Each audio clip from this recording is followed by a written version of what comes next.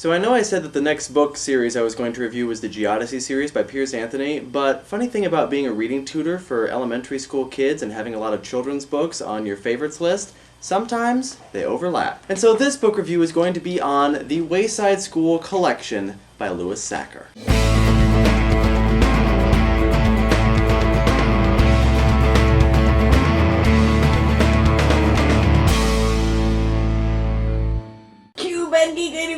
Intro! Woo! This book review is also unusual in the fact that I am not the only one in the room right now. It is unusual. Both of my siblings are here. I usually record these after everyone's gone to bed and I'm by myself, or when everyone else is elsewhere and I'm by myself.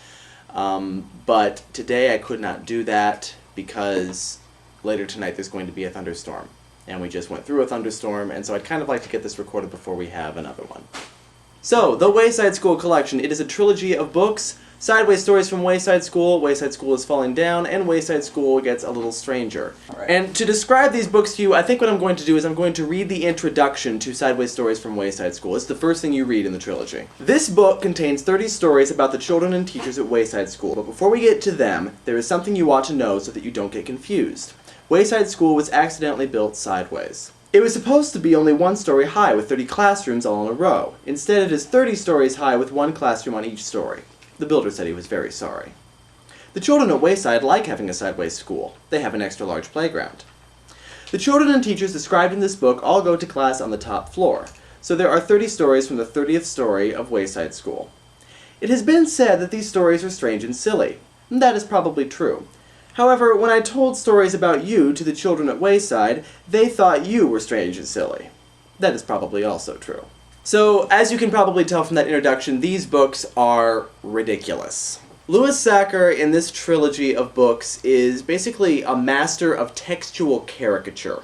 Because what you have are students with these quirky personalities, but students that you recognize. There's the kid who always gets in trouble no matter how hard he tries to be good. There's the girl who hates everybody and everything. There's the kid who smiles all the time. There's the cute girl who's missing her 2 front teeth, which of course are the cutest front teeth of all. And there are the 3 kids with the same name. We know these kids. We went to school with these kids. But what Louis Sachar has done is that he has taken the most ridiculous and silly aspects of these children and he has magnified them to insane proportions. The first book is basically a collection of short stories. There's a chapter for each kid in the class, also a few of the teachers and a few other characters. The second book follows the same characters and looks at them in kind of a different light. In Wayside School is Falling Down, we find out what happens when the smiling kid has a bad day. What happens when the cute kid with the missing front teeth finally grows her 2 front teeth. And we also look at other aspects of elementary school education. The principal, the lunch lady, the dance instructor. Did you have a dance instructor in elementary school?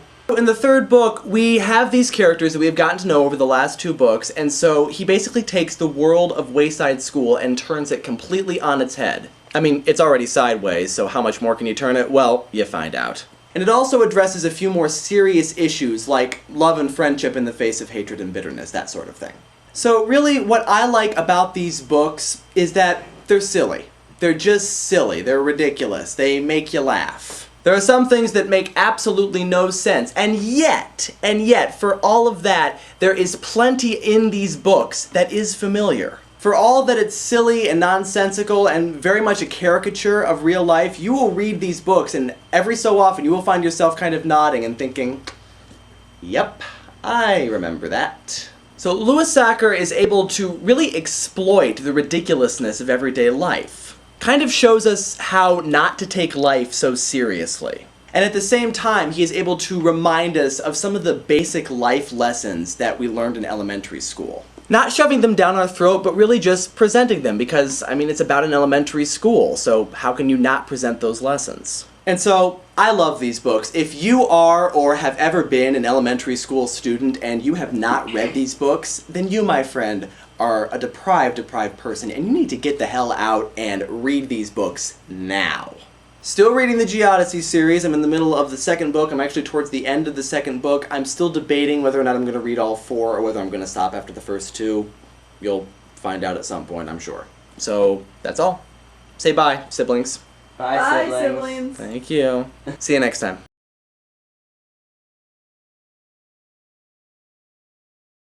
But wait! There's no 19th story. Does that mean there are only 29 floors in the building? No, there are 30 floors in the building. But there is no 19th floor. Right. So there are 29 floors in the building. No, there are 30, but there's no 19th.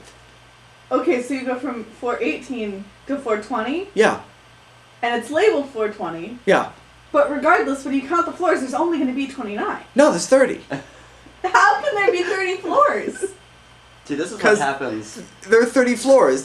What part of this don't you understand? The builder built 30 floors. But there's no 19th floor. Right. So there are 29. A word of advice, don't think about it too hard.